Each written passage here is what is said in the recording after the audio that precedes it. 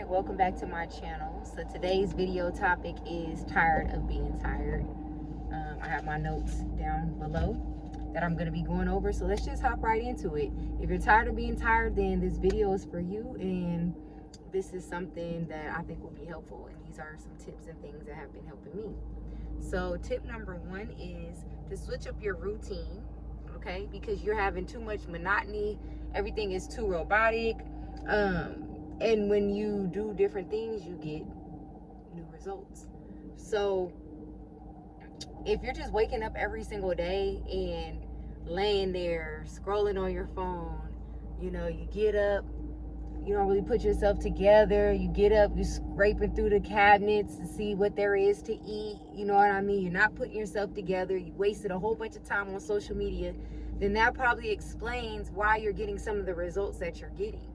It's time to switch it up. It's time to stop being robotic. It's time to start having a plan for your day. And one thing that I've been implementing that always changes the trajectory of my day, and I feel like I hear from God the most, is when I wake up early in the morning to read and to pray. Now, this takes discipline. It's hard. You're tired. Your body, your mind, your flesh, everything is telling you to get back into the bed. But I'm telling you, your breakthrough and breaking through that plateau and breaking through that monotony is on the other side of your discipline. It's on the other side of your discomfort. It's on the other side of doing the things that you know you should be doing and you haven't been doing them. So waking up in your morning and asking the Lord to guide your day. When you follow the Lord is difficult, but it's rewarding, it's fulfilling, and it's an adventure. You won't have time for monotony because the Lord is always going to have you shifting and moving and, keeping you busy with what he needs you to be doing according to his will. So start implementing new things into your morning routine, things that are going to feed you, things that your future self are going to thank you for, things that's going to benefit your life and your family. Okay, so that was tip number one. Tip number two, I wrote to begin to read and research in areas that you want to grow in. Okay, I'm an avid reader. I love reading. I know some people don't like reading and they may gravitate toward audiobooks or podcasts, something you can listen to while you're cleaning and while you're doing things. That's also an option too. But I tend to be more vested in wanting to take notes and more focused when I have a time dedicated to sitting down and reading. Again, headphones and listening to audios and podcasts and audiobooks is also amazing too. I prefer to do that when I can be focused. So if I'm decluttering or organizing my room, I have my headphones in, but there's no noise or any distractions. When you're alone, nobody's coming to you, talking to you, interrupting what you're trying to listen to. That's the best time to do it. Going on walks and listening to audiobooks is a good time too, because you're just walking and you're more relaxed, you're calm, and you can take in the information. But reading, if you can read and physically have the book in your hand, I think that's even more powerful, more effective. For me, that's reading the word of God first and foremost, because everything that I'm doing in my life, I want it to glorify God, and I want to make sure that any other supplemental books that I'm reading is aligning with the ultimate word, but for practical tips, I like to also read other books. I like to expand my knowledge and learn from people that are where you want to be already, that are successful. They clearly have the tools, they have the information, they have the knowledge, and they broke through.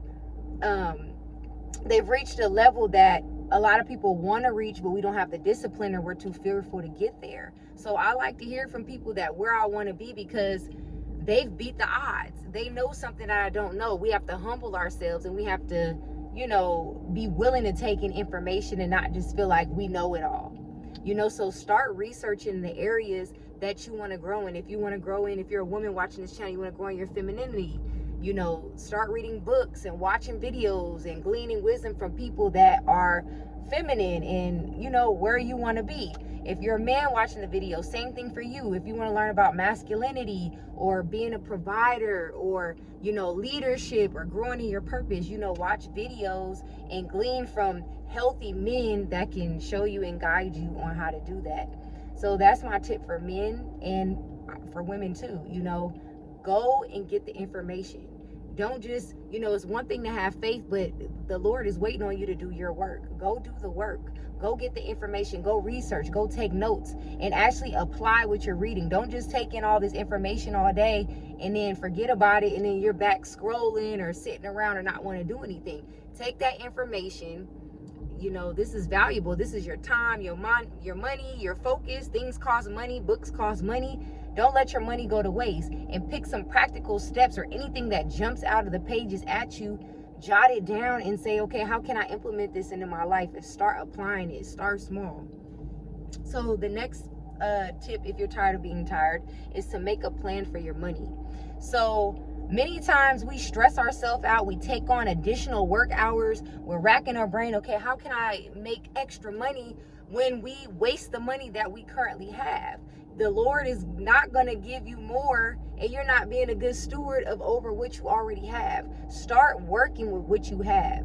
There's a saying out there that, basically there's people that can make $17 an hour and they always have money, and then there's somebody that can make six figures and they're always broke. They're always living a paycheck to paycheck, in their income bracket. They're not broke per se, but in their income bracket and all the expenses that they take on, it feels like they're living, working a job, $17 an hour. It's what you do with your money. In a lot of books, I'm noticing a trend. I've been reading Automatic Millionaire. I've been reading Richest Man in Babylon, Proverbs, the Bible, Ecclesiastes, everything I'm reading and gleaning information about storing, and planning and preparing.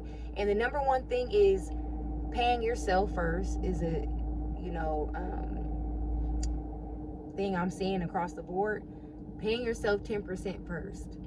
Paying God his 10%. I should say that actually comes first. So I like to tithe. I like to give 10% first, and then I pay myself 10%. If you can't afford to do that, if you just feel like you really can't afford to do it, start with where you can. And I say this because this also builds your faith, and it also recognizes that without the Lord, without him putting breath in my body, giving me strength, opening and providing for me, and opening doors and resources for me, I wouldn't have the money in the first place. So I don't want to hold on to it. I want to let go of that mindset of lack, and that mindset of that I don't trust God to provide for me. And so that is also going to, break that tiredness and monotony. You're going to feel fulfilled. You're going to feel good. You're going to feel like, okay, I'm not just working for nothing. I have no plan for my money. I'm working every single week and I don't have anything to show for it. I've been working 20, 30 years. I don't have anything to show for it. And it's because you didn't have a plan for your money. And able to break out of that routine and have financial freedom and freedom of time, we have to start being wise with where we put our money. And I know sometimes it's hard, it's not a lot, and it's like, I don't even have any extra money. But if you can just think about the little things that you waste your money on, start keeping track of where you're spending your money, you'll notice how much money is going out to fast food, subscriptions. And when you're writing it out, it's going to show you where you can free up something. It's always something to free up.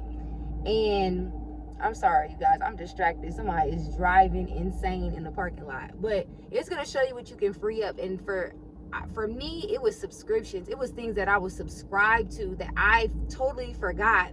And when I unsubscribed, that freed up $50. $50 that I could have been putting into stocks. $50 that I could have been putting into a Roth. $50, that I could have done something with.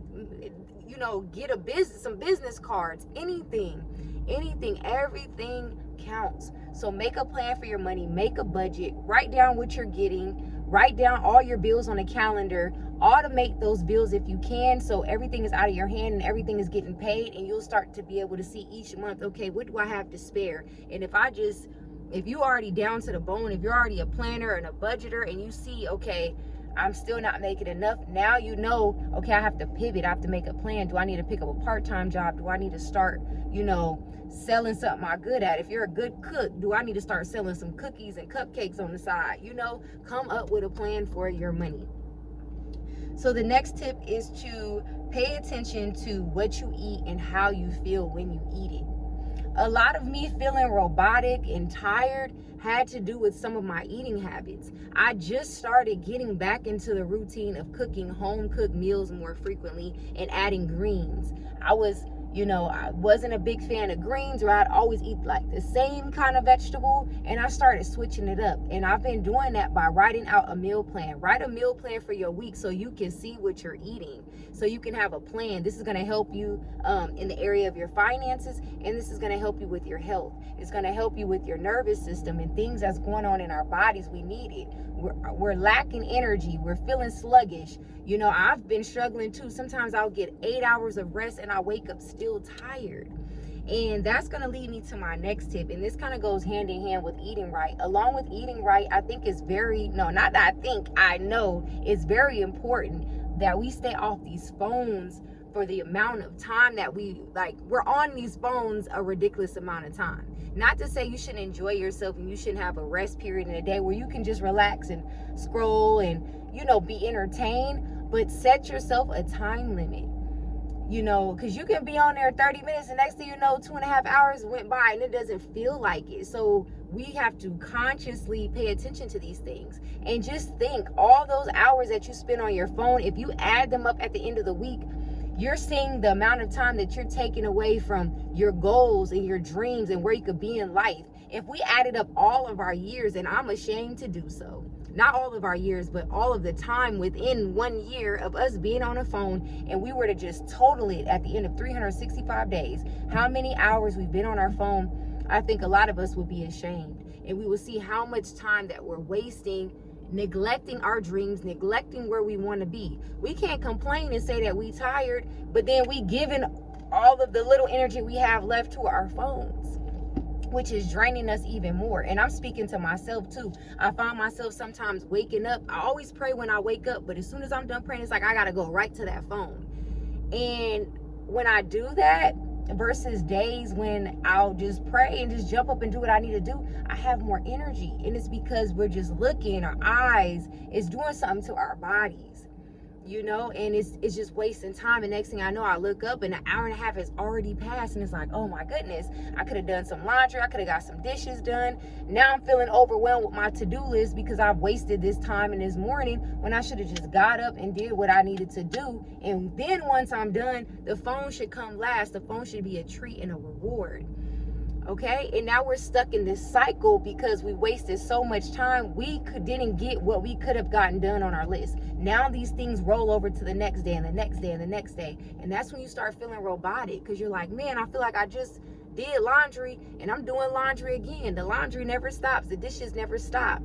And it's like, you could have skipped dishes today had you not scrolled on your phone 3 hours the day prior. You could have knocked all of this out.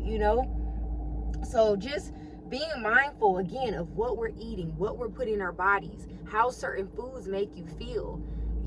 Sometimes it's like the foods we're eating, we know it's not even nutritious.